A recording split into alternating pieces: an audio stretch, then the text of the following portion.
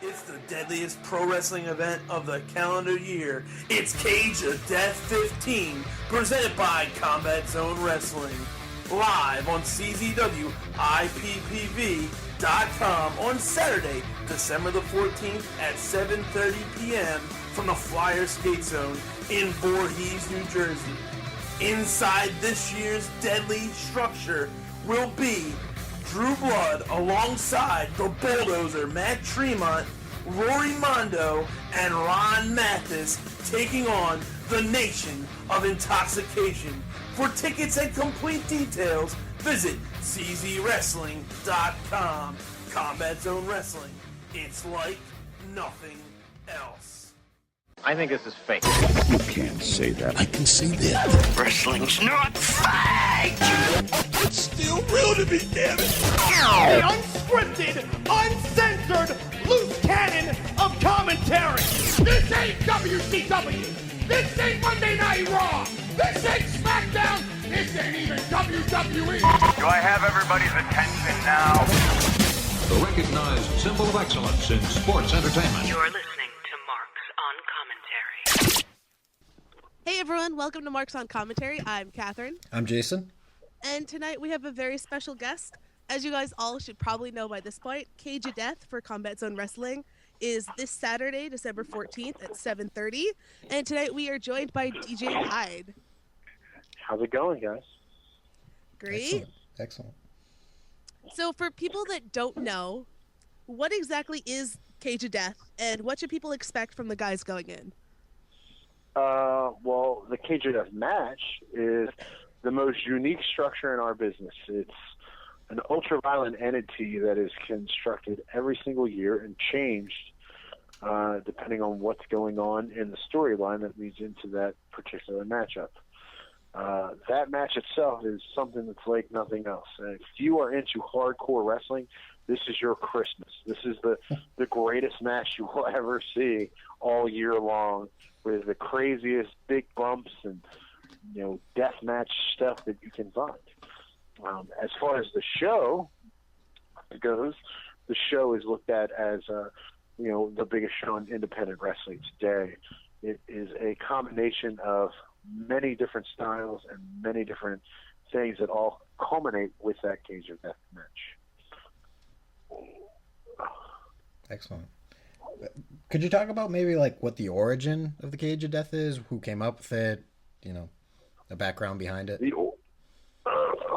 origin of Cage of Death is John Zandig created it some 15 years ago and wanted to come up with a unique cage. It's not a regular steel cage. It was a cage that involves many different weapons and different gimmicks put into their matches.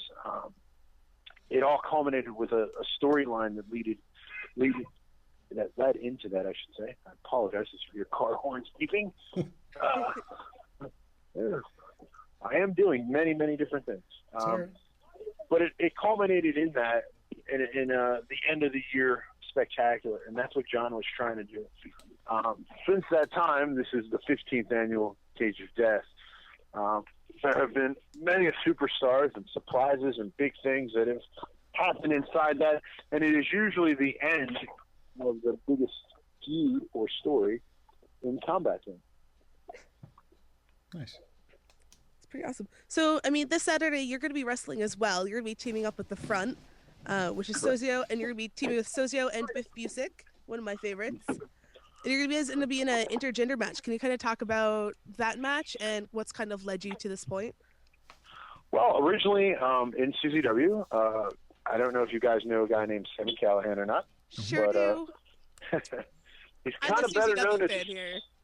Oh, well, fans may not know. This guy named Sami Callihan. He's better known as Solomon Crow currently. Yes. For pretty much the better part of Sami's career, he has been embroiled in a heated feud with myself, to the point that Sami is a renegade of CZW. He is the guy that tends to make fun of the boss. Kind of an Austin versus McMahon way, I guess, is the best way fans can look at it because they're familiar with that. And he started a group called OI4K with his best friends Jake and Dave Frith. And Nevaeh is Big Chris' wife. Sammy's last match in the Independents was against yours truly back at our May event. And shortly after he left, I think OI4K with Jake and Dave decided that they were going to pick up right where Sammy left off, making fun of me, trying to poke me, just trying to anger the boss, which is not a good thing. Since that point, many different things have happened over the course of the last several months. To where I have wrestled Jake Chris in his first ever death match and a no-rope barbed wire match in his hometown in front of his own 10-year-old daughter, which he suffered a massive defeat in Dayton, Ohio. And now it is kind of, gotten to that point. Now, obviously, behind myself, being this is the owner, I am only one man. I can't take on three people at the same time. So, we have the front. The front, there's some very good guys. I mean, I'm sure this Biff Busick kid is, he's one of the most talented guys I've seen come out of independent wrestling in many recent of a year. And Sozio, who's a former Niles Young, he has a great background with me. I've known him for over 13 years in the wrestling business, trained with him, came up in this business with him in CZW, and, went from there. So I've hired them to come in and handle my little problem. That's kind of what led us to this six-man. We've had a lot of singles battles and, tons of back and forthness. I jump them, they jump me type of thing. Now we're embroiled in a six-man intergender tag. So that's where we are. And I apologize. I'm doing 15 million things at once, fans, just so you know. That's good. I'm trying to yell at people at the dojo, get things ready for the cage and conduct an interview at the very end of the show. That's more than I appreciate you taking the time. No, it's plenty fun. It is what it is. I just want people to know what's going on. They're loading the truck to build this cage that we've already started constructing. So. Wow. Excellent. But, yeah, I can get heated if you want me to. I'll get into it. And tell you how evil of a person I truly am. But, I expect this to be a great storyline match, and it should be something that I think, especially fans, because I'm probably one of the most hated guys in independent wrestling at this point. And Jake and Dave, Chris, and Nevaeh are very, very loved by our fan base. That I think will be something that our fans will definitely be into. I mean, one of the things you were just kind of talking about how, when you were working with different wrestlers, you do things like you do death matches. You guys are ultra violent. But, I mean, I actually met you at House of Hardcore this year. Mm-hmm. And you told my friend Allie that you don't like blood. No, I don't. And so I guess how do you kind of deal with that? And then, for people that might be hesitant to watch CZW because of that aspect, how do you kind of address that issue? And how would you ask them to approach your promotion? Well, see, here's the great thing about CZW, and when you hear the letter CZW, what comes to your mind automatically is the cage of death, the tournament of death, the things along the lines of, oh, they just do the crazy hardcore stuff, and that's what they do, and I get that all the time. Yeah. The problem is that that's not what CZW is. We are what I like to call the buffet table of professional wrestling. Some people have referred to it as the Baskin Robbins. Where you have it's something for everybody. If you look at the cage of death match or stereotypically what CZW does, it's all styles, all forms of wrestling. You're getting a little bit of everything. Maybe you don't like that death match. That maybe we'll just use the cage death lineup because it's super in my head. Maybe you don't care about the cage death. Maybe that's not for you. Well, I got Chris Hero versus Drew Gulak, okay, for the CZW World title. That is going to be a technical marvel. It's two of the best wrestlers. And when I say wrestlers, these are wrestlers. They're purebred wrestlers in the world. Okay? Maybe that's not your cup of tea. Well, guess what? I got guys like A.R. Fox and Andrew Everett and Tony Nese. These are some of the best high-flying guys in the business. And if you were at House of Hardcore, you saw just exactly what Nese can do. He's one of the greatest guys in the business. And that's just a guy that was on that show. You're going to see crazy high-flying stuff.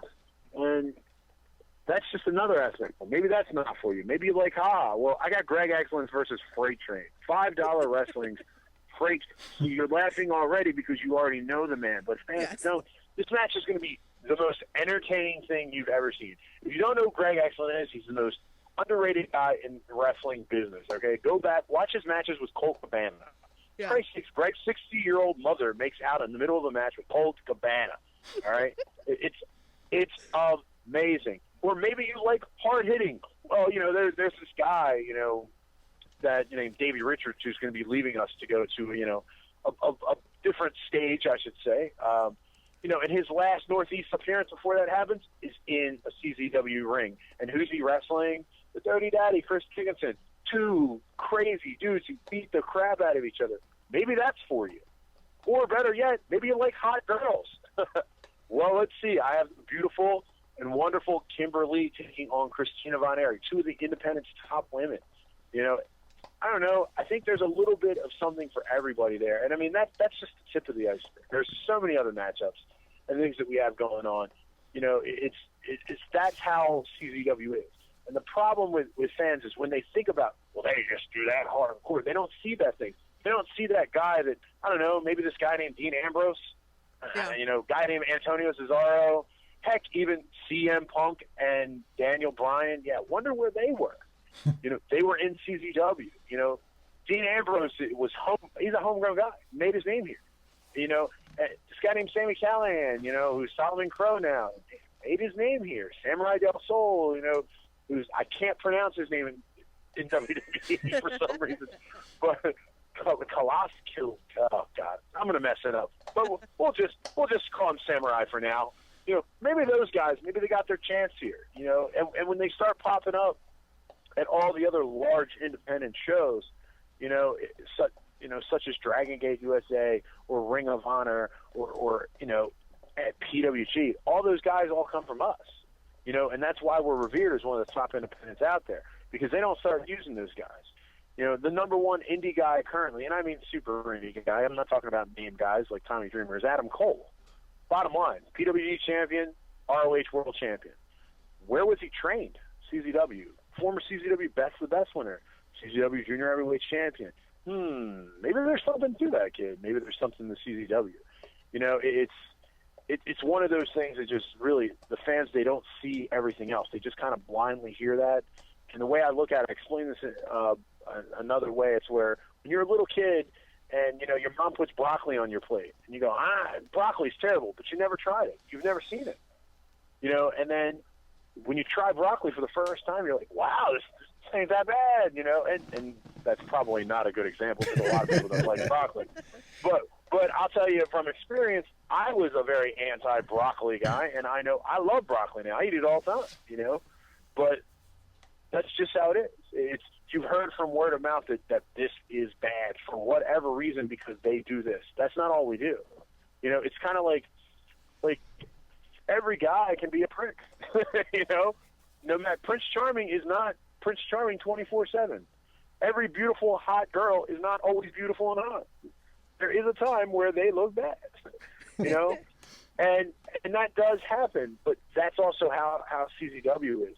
It's where you'll get that death match. You are going to get that, but you're going to get everything else too, and that's what makes it so great. It's such a unique structure. And, you know, the things that make it even better are you get those matchups that you're not going to get anywhere else. You're going to have a guy that is like A.R. Fox, who is the most amazing and high-flying guy in our business, taking on a guy like Greg Excellence, who's a complete comedy. You know, I mean, Greg's fat and hairy and a beard and eats chocolate cake and drinks Mountain Dew. I mean, that's what he does, you know. I mean, you're going to get to experience those types of matches where you're not going to get that anywhere else. And you can get that at CZW. And that's kind of how it is. It's not segregating things to where like some of the other independents do. And, you know, and that's really what I want, you know, something for everybody. Do you think that diversity is really what sets CZW apart from other promotions? Yes and no. I mean, that's obviously a part of it. Sure. I think what really sets us apart is the talent and the talent that is here. I mean, for the most part, is handpicked by me. A lot of homegrown guys. I'd say about 90% of the guys, they want to be in CZW. You know, there's always the guy that, hey, I'm bringing in this guy, and, you know, like Chris Hero's coming in, and Chris Hero's been a fixture in CZW many, many times. Former CZW World Champion, Tag Champion, Ironman. I mean, he's done a lot of things in our company, but it's also where, he's not like a guy where it's like CZW is it. Chris is right now. He's the he's the new hot girl at school, and everybody's trying to get with him. So I mean, that's kind of what he's doing, and it's that locker room, it's that roster. They all work together. People behind the scenes, not just myself, because I mean. Yes, I do deserve some credit because I'm DJ Hyde and I'm the almighty and powerful boss there is. But there's a lot of people that put forth that, not just the effort, even our students, the people that show up for training. This week at training alone, we had 45 people on Monday and Tuesday. 45 people training at one time, which, and a lot of them are just not just the students. They're people like, Christina Von Airy was there. Kimberly was there. You have Joe Gacy there. You have the guys just like, hey, we're working on our craft, and we want to get better, and we want to, even if we are the greatest wrestler in the world, Ric Flair, and was at one point is probably the best in the world. CM Punk, we'll use him right now. CM Punk is probably the best wrestler in the world, but he's always working. He's always training. He can always be bigger, faster, stronger, whatever it is.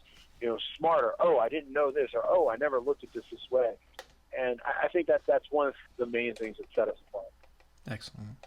What's it mean to like the locker room to have a guy like Chris Hero back? Honestly, some people love it, some people don't. Some people kind of look at it as like, why is Chris here? He hasn't been here, and yada yada yada. Others look at this as like, Chris is a great talent. Chris Hero is going to be back. And it could really take our company, in a different direction with fans. And Chris has a certain fan base that follows him. Mm-hmm. And that's why he's definitely, a talent that's on there. Also, Chris is also a trainer. He's doing a free, 100% free seminar on Monday, the 16th, at the CZW Wrestling Academy. Wrestlers will get a chance to train with Chris Hero. That's an opportunity that, people would kill for. Pay hundreds of dollars for it, and Chris is doing that, because he wants people to be better, and he's doing it at CZW because he knows that that's the company that really helped him along when he was just another normal indie guy, and he's going to, kind of help pass the torch or give them a better education into what they need to do. Excellent. When you have people that are coming into CZW, maybe for the first time to wrestle, what's one of the hardest things for them to adjust to, do you think? Crowd. CZW fans are unlike anything. If you can get over in CZW and you can get that crowd emotionally invested in you, you are truly a great talent, because that crowd eats people alive. Yeah. There are people that have come in and kind of a joke that we've had within the company for probably the entire 15 years that it's been around is that there's a CZW curse. All right, the guys come in and they just don't know how to deal with that crowd. Because that crowd, they are vicious. They are the toughest crowd in America. They have seen great wrestling, not just from CZW, from ECW, and in the main area that we call our home, in the Philadelphia, New Jersey market. They have seen the best of the best of the best, and they expect it. And if they don't get it, they're going to let you know. And they're going to try and rattle you. They're going to try to shake you. They're going to test you. And some people just aren't ready for that, Some people thrive on that, though. And I think that's the biggest thing. It's with that crowd and knowing how to handle them and how to really adjust to them and say, okay, they're gonna try and shake me. They're not your stereotypical crowd where it's like, oh, I can go out here and this and this and this. Oh no, not these people. They're too educated for that, and they expect better. So I think that's the biggest thing that I always recommend to guys when they come in and go, look, hey, this is be ready. And a lot of guys are, but some aren't. Now, speaking of like crazy crowds and stuff like that, is it any more intimidating to perform in front of the ECW Arena crowd? To me, when I was younger, yes. Now, no.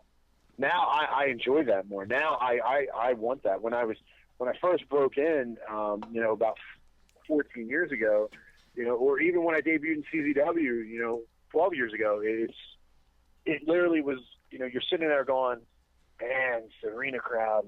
It kind of is a big deal to you. Now that, I'm smart to the business and and I know what's going on, it doesn't matter in the crowd. I'll wrestle in front of 10 people or 10,000. I'll wrestle in front of 10 million. It doesn't matter. It's the same. It's just, it's what you psych yourself up to do or what you psych yourself up to be in. I've wrestled in the Hammerstein. I've wrestled in Corgan Hall in Japan and tons of other places, from the ECW Arena. I've main evented these buildings. And I don't think that guys need to look at it the same. It's just that you kind of just need to look at it as, what do I need to get accomplished and what do I need to do? Mm-hmm. Awesome. Now, when was? Sorry. No, you go ahead. No, just continuing on with the ECW Arena. It's just now becoming open again to wrestling. Is there any plans maybe down the line to run a show there again? I will tell you that I was at that building on Monday, and I thoroughly will tell you that building is not ready for a wrestling show. Okay. So I know that they're going to do some things to make the show happen. It's not the ECW Arena anymore. Everything's gone. There's nothing in that building that was there before. The Crow's Nest, it's gone. The bathrooms are gone. There's no plumbing in the building at the moment. They're planning on manipulating some things to do what they got to do. And I mean, when the building's ready for shows, maybe. I've talked to management there. They're not looking to do a monthly thing. They're not looking to say, hey, we want to have guys here monthly. They're turning that building into a 4,000-seat concert building. It's going to have a restaurant in it and all this other stuff. Like, they're basically going to be a little mini, Wachovia Center. It's basically what it's going to be, and that's what they're trying to accomplish. And they want to have the big boxing events and the MMAs and the things that you see in like Atlantic City now and stuff there. They want to move that into that area, and that's their business plan. But yes, we have discussed a possible return. There's nothing that is concrete yet because they don't even really know when the building's going to be ready. Obviously, there's a lot of factors that go into that. Right now, freezing cold in the Northeast. Yes, it is. So those are all factors that have to play into that and things that need to get accomplished, and get done. So you never know. Will we return? I think the biggest question is that everybody asks me is, okay, are you guys going back to the arena?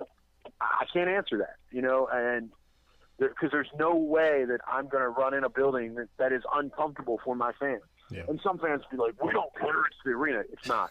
The arena's gone. That building is not the same. It's literally not the same building. It's literally everything that made that building special has been destroyed, demolished, and thrown out. It's basically a big empty warehouse. You can see all the way through Foreman Mills now, and to me, I don't know if that's the thing that, fans are going to want to do. I mean, I can run a building. It's a big empty warehouse if you want. But I can call it the ECW Arena, but it ain't the ECW Arena. Sure. Fair enough. You guys are going to start doing shows in Providence next year, right? Correct. April 27th is the first date we've already announced. So excited. Well, we plan on bringing Providence, Rhode Island, a show that's like nothing else.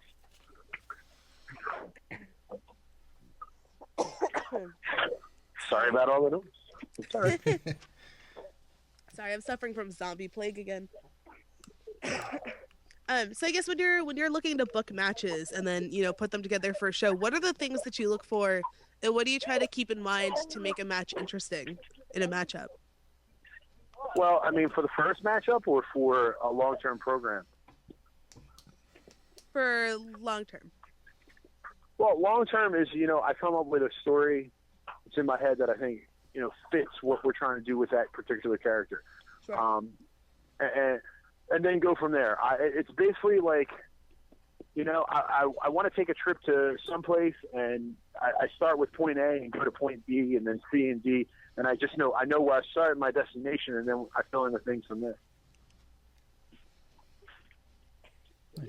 And then is there anything that you, advice that you give to your wrestlers or to your students, or that you try to take to heart yourself to try to make your own matches, more engaging and memorable and make them really stand out in front of your crowd? It's all about making an emotional connection. You know, I kind of use a lot of examples using sex with my students, but it's just how it is. It's like you're trying to get with a girl. Everything's trying to make the crowd pop. The problem is that wrestling's about repeat business. You know, it's not about you. It's about them, and that's what I try to teach them, and that's what I try to get them to understand. Nice. Is it difficult booking while wrestling as well? Very difficult, to be honest with you. It's complex and complicated because I can't follow everything all the time. But that's why I have a great group of guys, a great staff, and you know, people that really, you know, go above and beyond. There's about 5 guys in the company that are my eyes and ears, and they cover a lot of stuff that you know, that I don't see. But it does become a big difficulty. Sure, and you know, you are a wrestler yourself, so if you don't mind just letting people know, like, where you trained, who you trained with, and kind of the process you went through. Originally, I started training with guys from ECWA, and they kind of just started showing me stuff at shows and teaching me the old school way. Then I found my way to Combat Zone Wrestling, and, you know, I started training at CZW Wrestling Academy. I trained with Alpha the Wild Samoan, Al Snow. I've been to OVW. I trained at Deep South Wrestling when it was around. I spent a great amount of time in Europe. I spent a great amount of time in Mexico as well as Japan, training with many different people. So it just depended on what opportunities were presented to me and that I could do. Excellent. Any memories from your first match? To be honest with you, I don't even remember my first match.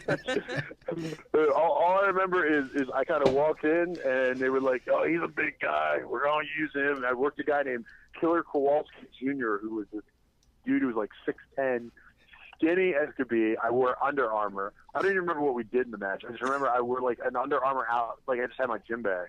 And they're like, "Well, you're big. We're going to use you." And it kind of started like that, you know. and it went from there. So. Nice. Who's your favorite person you've ever had the chance to wrestle? My favorite person to wrestle? Yes. Probably Daisuke Sekimoto. I'd probably have to say. I mean, if you guys don't know Daisuke, he's one of the top stars in Japan. Me and him always have great matches. It's always fun. I always like working with him.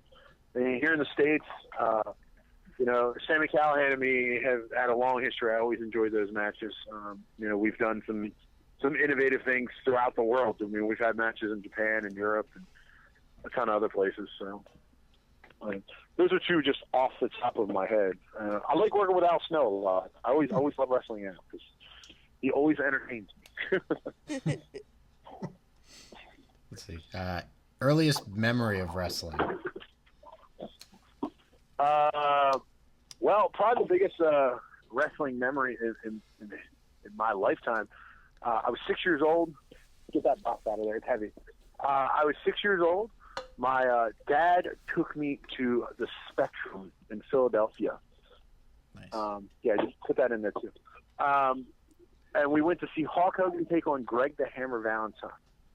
And pretty much me and my father, I'm a sports guy. I always was. You know, I had scholarship to Penn State and stuff. My dad couldn't tell you who Michael Jordan is. Okay. Yeah, he has no clue. You know, he's not that guy. But my dad could take a car apart and put that thing back together without batting an eye, and pile parts left over and still make it work. Me, I couldn't tell you how to change the oil in my car. You know. But wrestling is something that we always watch, and my dad's from the South. He's from Tennessee, and he took me to see Hulk Hogan wrestle Greg the Hammer Valentine. Now, this was in the beginning era of Hulkamania. God, do not put those chairs back away. The beginning era of Hulkamania, and literally, it just, you know, it was a great experience for a couple of reasons. One, kind of put this in my One, because at the end of Hogan's match, when he obviously won with the big leg drop, my dad grabbed me and my Uncle Jeffrey at the time, and we walked over to a security guy, and I'm 6 years old. I'm screaming, "What are you doing?" You know, I'm the whole nine, and we had a security guy, and then we walk down a hall, and then we're in the hall for a good 10, 15 minutes, and then I hear a big bolsterous voice go, Homer, which is my dad's name. And my dad looks up and goes, Terry, and about 2 feet from me is standing a sweaty WWF champion, Hulk Hogan, who happens to know my father, just because they played in a band casually, you know, when they were young. You know, it's kind of weird. You know, it's one of those epic moments of where my dad knows Hulk Hogan, you know, and it wasn't like a big thing. It's just they ran at each other. You know, we got some tickets. They decided they wanted to hang out.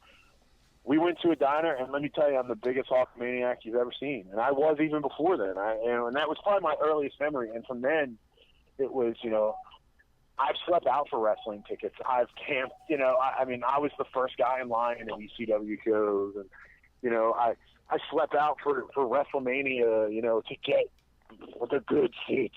You know, and I was that guy, and I mean, I was the guy who, you know, I would watch everything. You know, I knew of the tape traders and the, you know, stuff like that. That, you know, I knew what that was before I was really even a wrestler. But, you know, you didn't know back then about wrestling schools and all those things. You didn't know that that there was, you know, a training facility. You know, you kind of know that, like, these guys get in the business and that's it. Shut it and lock it, Connor. You know, you don't know that there's the CZW Wrestling Academy or any of that stuff. There's something blocking the door, bro. It's terrible. Sorry, I'm yelling at people again. It's fine. Told you, I'm trying to do 3 things at once. So you seem like you were always a very enthusiastic fan. Do you feel like you still have that same enthusiasm today, or do you feel like your focus has shifted? I mean, I still do from time to time. Obviously, you know, I'm not 6 years old anymore. I'm a lot older than that now, and I have a lot more responsibilities and things. But I love wrestling. There's nothing else I can see me doing in my life, and you know, as much as I am a pretty evil person when it comes to things like that. You know, with my life and things like that, I love what I do, and that's pretty much the gist of it. So, I mean, I would say, yeah, I'm still at that point. Awesome, Colin.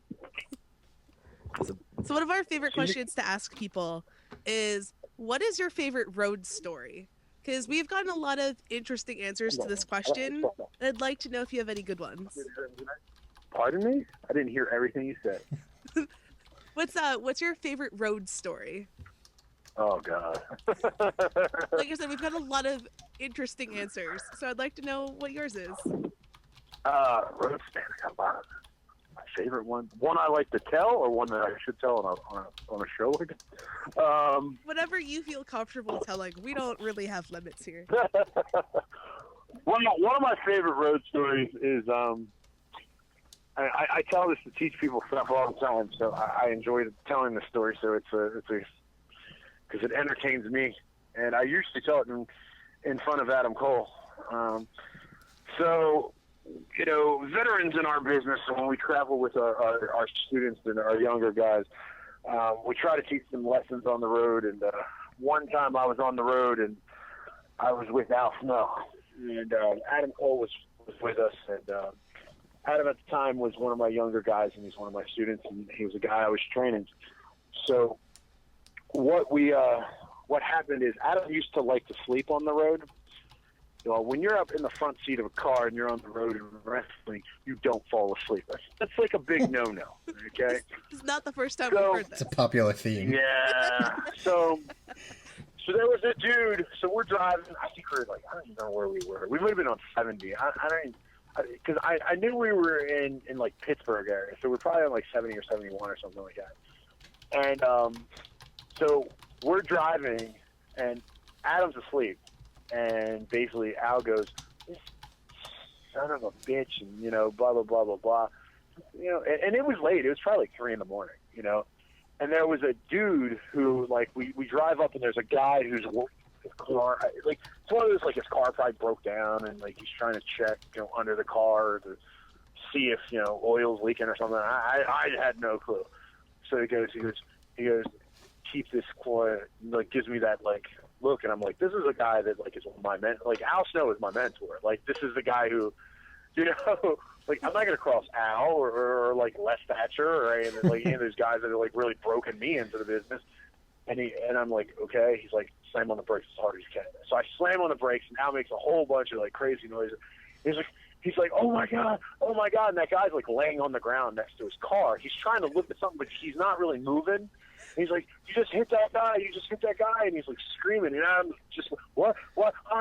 He's like, oh my god, DJ, you killed him, and he's just looking at me, so I'm just playing into it. I'm just like, oh god, what am I gonna just? So he's like, well, get it, start, and I just hit the gas as hard as I could and took off. So for 2 weeks straight, I got a lot of Adam Cole stories.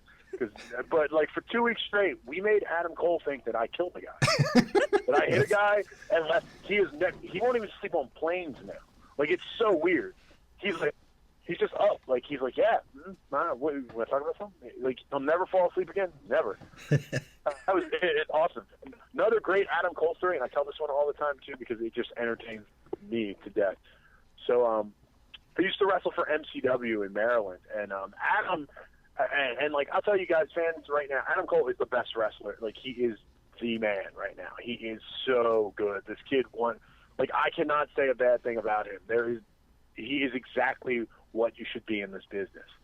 But another good story of a lesson for him is I used to wrestle in MCW, which is Maryland Championship Wrestling, and I still do from time to time. But at the time, I was pretty predominant there. And a couple of wrestlers there, Joey Matthews, who many people probably know him as Joey Nitro, who currently works for World Wrestling Entertainment. Yes. He's a good friend of mine. And I still bring a lot of my students on the road with me to try and get them, exposure and experience and introduce them and teach them the way of life of a professional wrestler. So Adam at that time was, a pretty young kid. He was probably 18, 19 years old, where he's like 24 now.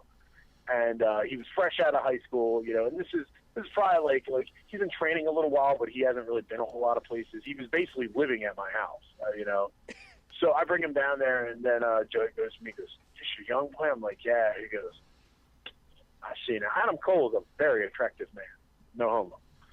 So Joey and Christian York really, too. I really need to give Christian credit, too, because Christian York is, it's like, these two, they're best friends. They're buddies, So they decide that they're going to test this young man, all right? So he goes up, he goes, is this your young boy? And I'm like, yeah, he's a good student, and blah, blah, blah, blah, blah. Oh, so what's your name? He's like, Adam, sir. And, he's just exactly what you would be. So he starts sitting there, and he's talking to him for about 5 minutes, just asking him random questions. We're sitting there like, He's like, you're a good-looking kid. He's like, well, thank you. He's like, starts circling him, looking at Christian. What do you think of him? You know what I'm saying? And he's just looking at him, and he's like, he's just like, hey, he's a good-looking boy. He's like, so what do you look like without the shirt on? And like, Adam's like, normal. He's like, take your shirt off for me. So he takes his shirt off. He's just like, And he goes, has anybody broken you into the business? And like, you're always talking about breaking young guys in and giving them their first match. And Adam's like, no. He goes, well, you know what you got to do, right? And he goes, no. You're going to have to blow me. It's not the words he used, but, I'm being a PG audience here, even though I'm the owner of CZW. But he basically said, hey, you're going to have to go, DJ, you mind if I, break your young boy in? And I'm just sitting there. He goes, and I'm looking at him, and he goes, and Adam's looking at me like, I don't know what I'm supposed to do here. Is this real or not? And he goes, and Adam Flash, who Adam Cole looks up to, like he's been watching Adam, like he was a local guy that, big star in the area, that especially where Adam grew up, which is in that Manheim, Lancaster, type red line area, and he knew who Adam was, and Adam's like, look, this is pretty common. You've heard about this stuff, and you've heard tons of stories about this kind of stuff in wrestling. So Joey goes, do you want to be booked on the show? And Adam's like, yeah, like I definitely, I'd love for an opportunity. So he goes, you're going to have to get broken in. He goes, maybe I'll let Christian do it. And they just keep messing with him. So eventually he's like, look, he's like, you know, I can't get you on this show, but you can be here next month, right? And he looks at me, and I'm like, and at the time I was the MCW champion.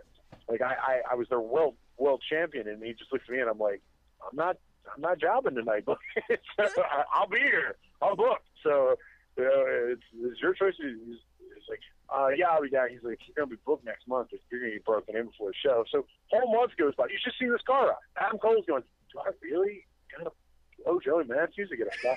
I'm like, yeah.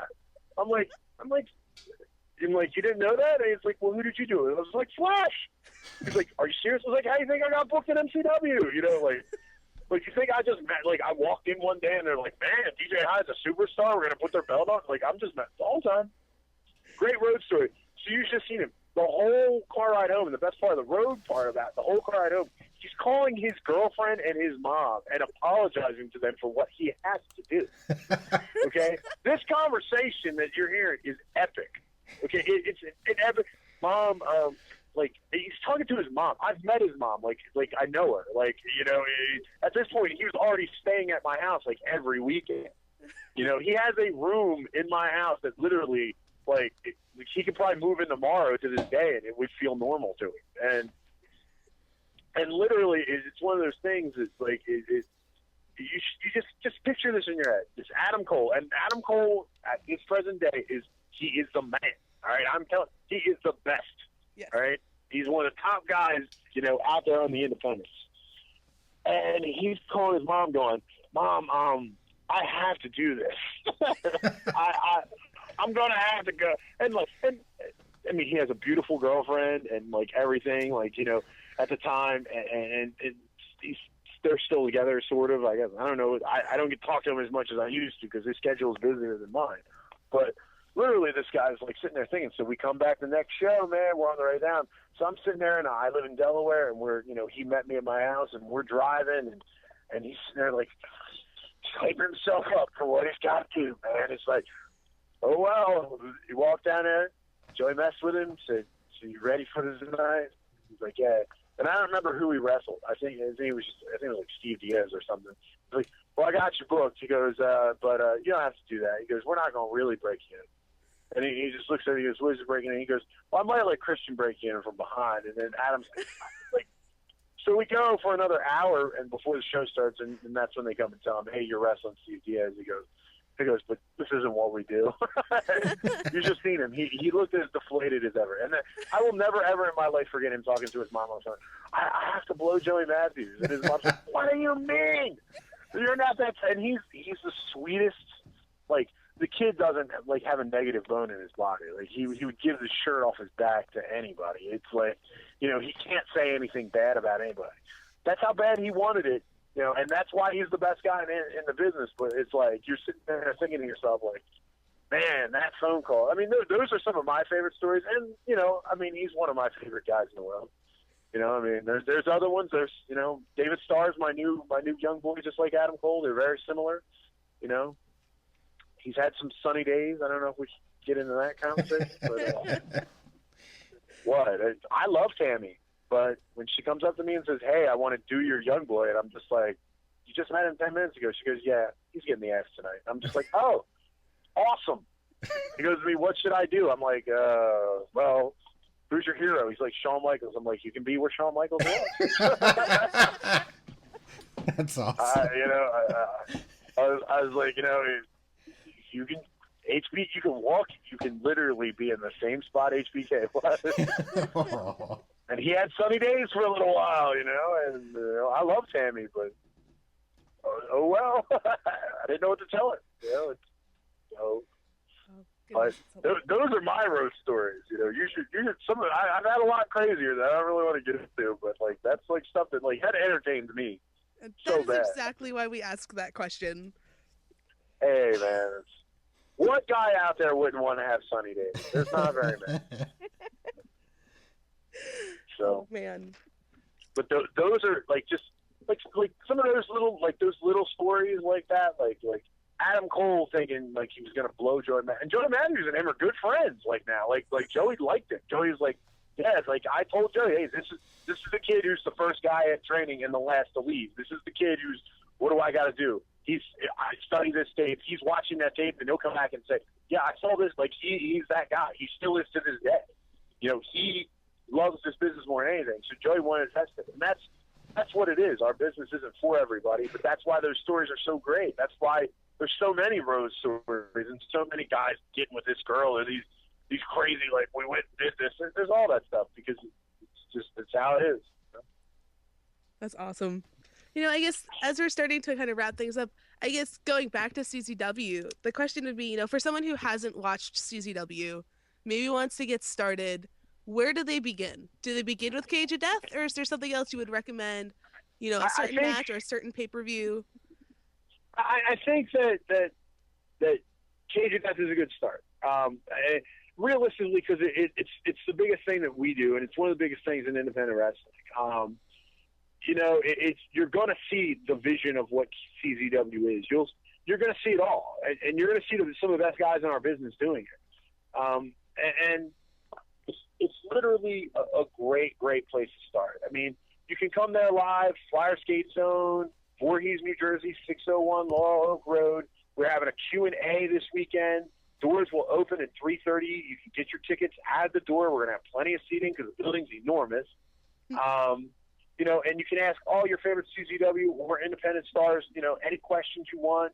And then, you know, you're going to get to see that variety. It's really a great, you know, spot for a fan to come in and go, hey, you know, I want to see this. It's like watching WrestleMania, you know, for the first time. WrestleMania is what WWE used as their marquee event. That's what WWE is. It's built to that. It's there. So if you get that experience, you're going to want it back.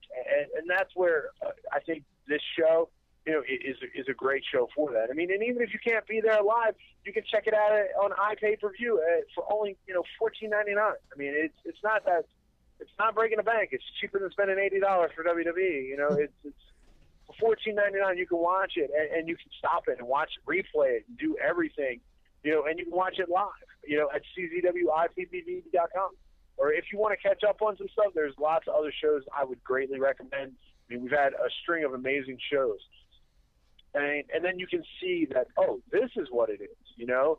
This is where it goes. I mean, if you want to see what we do for wrestling, you know, and one of the shows I'm probably most proud of, Best of the Best 10. I think Best of the Best 10 was one of the best shows that CZW has ever done. Cage of Death 14 is probably the best show, which is last year's Cage of Death that I think we've ever put on. That's not just because I'm in the main event. But, you know, I mean, and this year I think is even going to be better than that. And it'll give fans that, oh, well, I didn't know that, oh, wow, how, you know, and they'll see that, wow, this is really wrestling like nothing else. Really what DJ is saying is true. And, you know, I think that's a great spot. And, you know, this Saturday will be an event that's truly, you know, something special. You're going to see great stars, hardcore action, high flying, hot girls, and the hot girls can wrestle, you know, and that's something that's truly unique in our business, you know, and you're not going to get to see that at a lot of other places. You know, you're only going to see mainly one style or one type of thing, and maybe a little bit of this, but here you're going to get, you know, a full example of everything.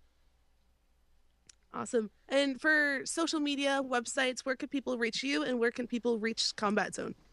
Well, you can follow DJ Hyde at DJ Hyde _1 on Twitter and Facebook, or you can always email me at djhyde@czwrestling.com. For CZW, you can obviously go to czwrestling.com. Go there. Our VOD site is up there, so you can catch up on all the latest CZW action there. Our Twitter is @CombatZone. Our Facebook is official Combat Zone.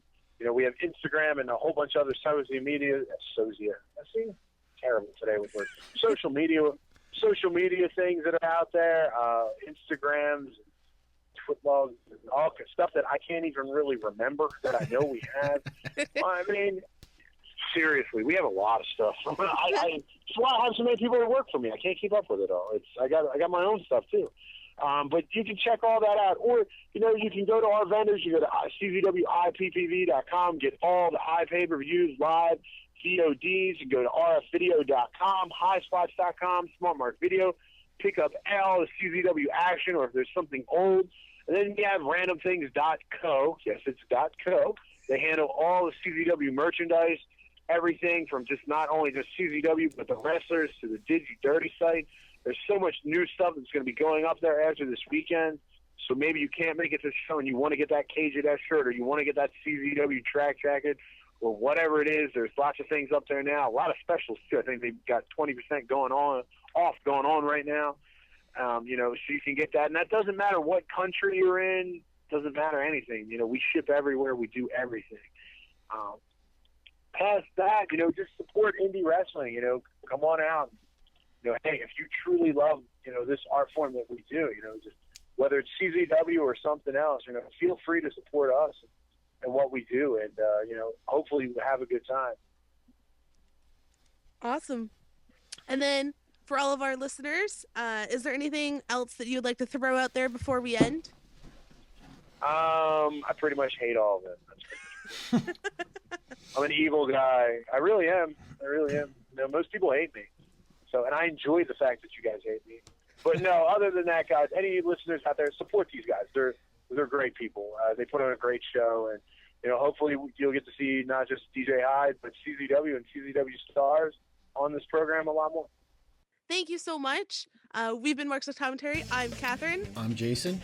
Just before we sign off, I want to remind people to come follow us on Twitter @MO Commentary, like us on Facebook, and come visit marksoncommentary.com. Have a great night.